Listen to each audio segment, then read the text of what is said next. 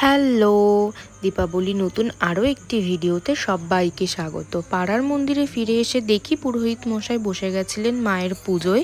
আর আমরা দুজন এখানে খুব মন দিয়ে মায়ের পুজো দেখছিলাম। আমাকে বলা হয়েছিল ঘিয়ের প্রদীপগুলো জ্বালিয়ে দিতে, আমি সেগুলোই করি। আর আমার মা সেই প্রদীপ দিয়েই মাকে আরতি করে নেয়। আর পুরোহিত মশাই এখানে মাথায় করে নিয়ে আসছিলেন মায়ের ভোগ।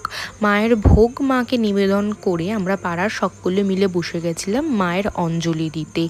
এরপর মায়ের আরতি করেন পুরোহিত মশাই। ভীষণ সুন্দর করে আরতি শেষ করে এখানে মায়ের যজ্ঞের জন্য যজ্ঞকুণ্ড সাজানো হচ্ছিল। এত সুন্দর যজ্ঞ হয়েছে আমাদের এবারে, পুরো মন ভরে গেছে, কি বলবো।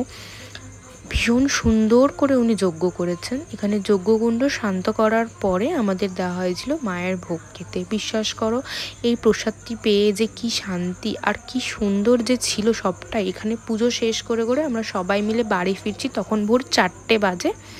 4টের সময় আমরা সবাই মিলে বাটা নিয়ে বাড়ি ফিরছি। আজকের মতো এখানেই, টাটা।